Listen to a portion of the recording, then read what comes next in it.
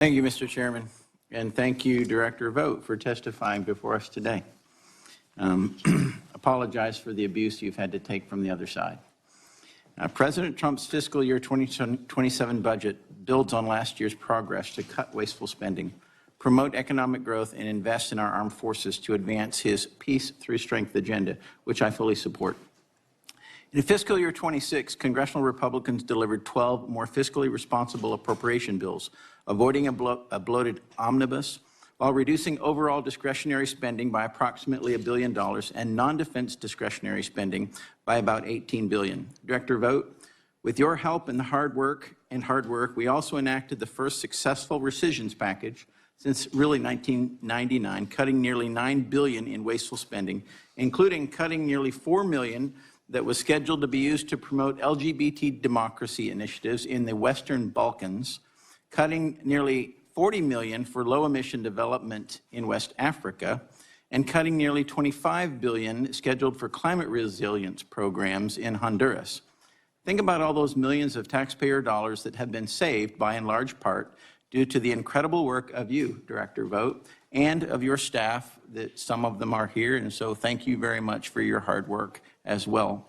Building on that progress, President Trump's FY27 budget continues to reduce wasteful spending, right-size bloated bureaucracies, and put the federal government on a more sustainable fiscal path. It cuts non-defense spending by $72 billion, roughly 10%, while continuing to invest in veterans, seniors, law enforcement, and farmers. These savings are achieved by continuing President Trump's promise to rid the government of woke and wasteful spending, end weaponization of the federal government, and terminate the Green New Scam. So, Director Vought, first, with the federal debt exceeding $39 trillion, how does the rising cost of debt service threaten the long-term viability of federal health programs, veterans benefits, and other critical benefits for seniors, farmers, and other vulnerable populations? Thank you, Congressman, and thank you for your leadership, not just within this Congress, but also within the Appropriations Committee on this. When you spend $1 trillion in interest costs every year, that, for the first time, has exceeded the national defense of this country. That should be a great warning light that we can't afford the government that we had. And just to give you a perspective, when I left office the first time, we were somewhere in the neighborhood of about $350 billion in interest costs. And so you saw that just escalate in just 4 short years. So that is something we can't afford, and it will eventually crowd out other priorities. And it means that, you know, I got asked about whether we could adjust our spending proposal to meet this need or that. Our margin is reduced when we have interest costs at that level. And that's why it's so important to get a handle on it.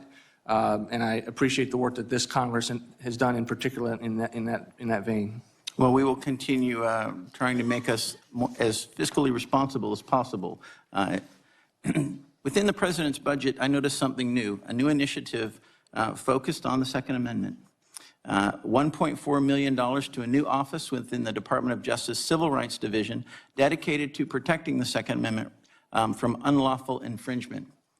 I say finally, and thank you. We are beginning to comply with our Declaration of Independence regarding the protection of unalienable rights endowed by our Creator. And it goes on to say, to secure these rights, governments are instituted among men. That means our government is supposed to secure the rights endowed by the Creator. And this, finally, we have an office to secure one of the most incredible rights that we have, and that is the right to keep and bear arms, the Second Amendment of our United States Constitution.